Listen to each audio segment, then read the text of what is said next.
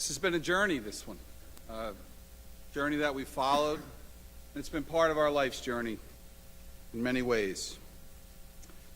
Throughout this, especially in the past few weeks, I've learned a lot about life and a lot about people, and what people feel, and what they're willing to share, and what they're willing to say. I heard from heterosexual couples who would say to me, laughing, "Why should we have all the fun? Let them have it too." From folks who would say along the way, "Isn't it time?" To folks who I honor and respect in this democracy, who firmly believe in their heart and conviction that it's not the time.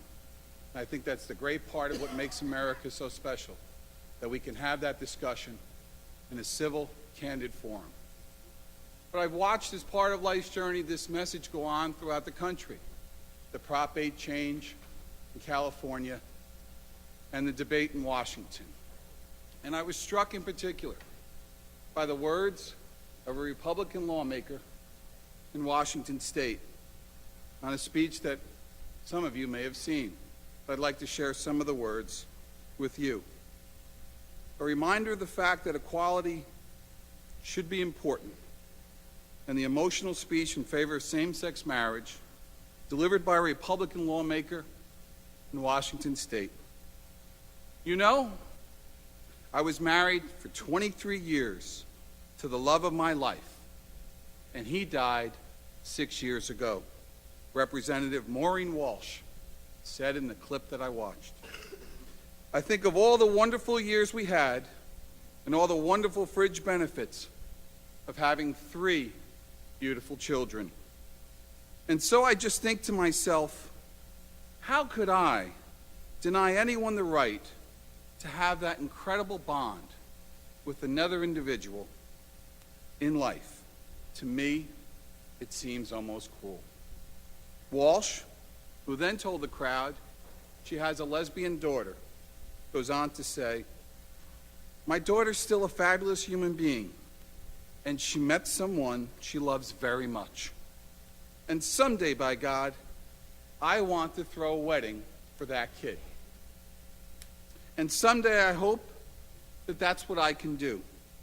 I hope she will not feel like a second-class citizen involved in something called a domestic partnership." To her, and to me, frankly, that sounds like a Merry Maids franchise. I watched Maureen Walsh compel me at some level, and I flipped through and watched the debate a little bit in Minnesota as we've watched this issue captivate the country. I watched an American hero, I hope I get his name right, he was Representative John Cryan, who talked about his experiences in Iraq, his experiences as a military veteran. He said, you know, some votes are more difficult than others. And he talked about his drill sergeant, who told him there are 2 things that are going to happen in life, son. The hard right and the easy wrong. And he talked about the fact that in Iraq, he laid on the battlefield, his legs mangled. And the individual who served with him, an individual who had a partner of the same sex, was gone. And he said, how could I possibly stand and vote against him and his rights as I lay on that field and thought about my wife and children? Compelling testimony, compelling arguments. But in life's journey, they also bring us home to New Jersey. And whether it was the comments from the heterosexual couples or the comments I heard last Sunday coming out of one of those Irish masses that we all dread this time of year if you're of Irish descent, I came out and in a church in Clark, and Teresa, a woman who could be my mother of age, spoke very eloquent to me about this high and said, well, young man, what are you going to do on the marriage thing? I kind of knew what she meant. I said, well, what do you think I should do? Which is the question I like to ask people. And she said to me, we are all God's children.